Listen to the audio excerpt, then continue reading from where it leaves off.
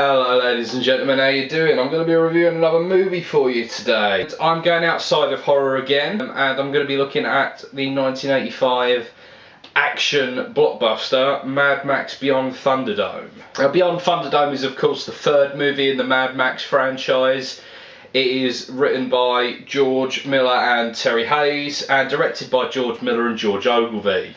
Essentially the plot of Mad Max Beyond Thunderdome sees Max wandering through the desert where he gets robbed of his wagon, which has got all of his possessions on. He continues on foot and ends up in a place called Bartertown, which is run by Auntie Enty, played by Tina Turner. The pair end up making a deal that she will help him regain his wagon if he can kill Master Blaster in Thunderdome. Thunderdome is like a gladiatorial combat arena. Master Blaster is essentially, Master is the owner of the methane refinery where the fuel that runs Bartertown is harvested, and Blaster is his bodyguard. The pair, they sort of form one unit. Master has been kind of taking an increasing amount of control over Bartertown, which obviously Auntie Enty wants to put a stop to. So she asks Max to kill him.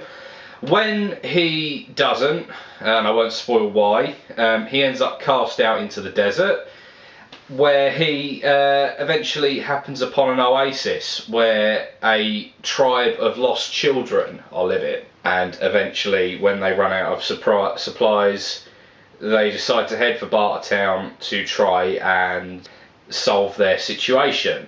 I've always thought the Mad Max movies kind of have their progression quite similar to the George Romero Living Dead movie. If you look at the first Mad Max, that's about a society that is in decline. So like if you look at like Dawn of the Dead, that's kind of in common. And if you look at Day of the Dead, that's a society that has been entirely overthrown. And that is kind of where Mad Max 2 is. And then with Beyond Thunderdome, it's kind of like Land of the Dead. Kind of new citadels and stuff have kind of been built up from the ashes of the former civilization. And it's also, again, I feel like Beyond Thunderdome is one of those movies where it's interesting to look back at the previous two movies to kind of gauge where Beyond Thunderdome is at. I mean, the original Mad Max is definitely the odd one out in the franchise. Mad Max is less of an action movie and more of a like revenge thriller type thing. A grindhouse movie essentially. It's a B movie, an exploitation movie. It's really, really cheaply made, and it's brilliant for that. Then you move on to Mad Max 2, The Road Warrior, which is really a pure action movie. It is start to end car chases and explosions across the desert. It's brilliant, the second Mad Max. Mad Max 1 and 2 are both brilliant, for their own totally separate reasons, it's got to be said.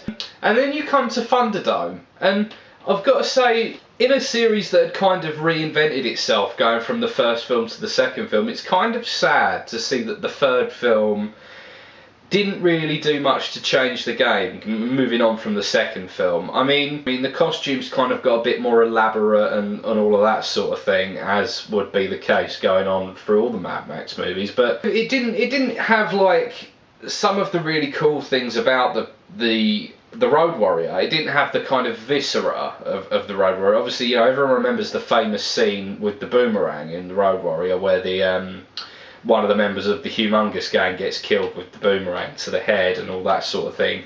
There really isn't any of that in Beyond Thunderdome particularly. There's a little bit of blood here and there, but not a great deal. This movie stepped down from an 18 at Road Warrior to a 15 here at Beyond Thunderdome in terms of BBFC certification. I mean, the movie kind of has a little bit less, is less visceral in that sense. Coupled with that, the fact that this is longer than both of the previous Mad Max movies, but kind of only has the same amount of content. There's a lot of padding in this movie.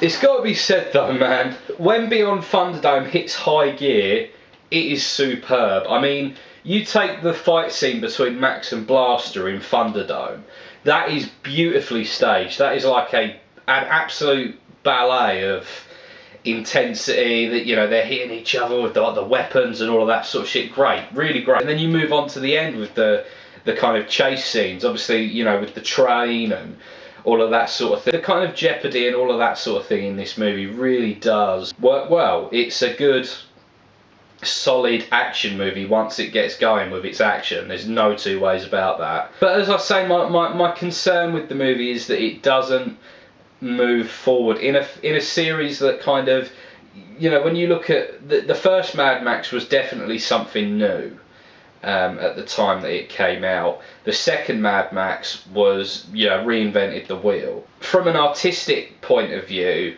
although the film was a commercial success, I can see why this sort of halted the franchise for a long time.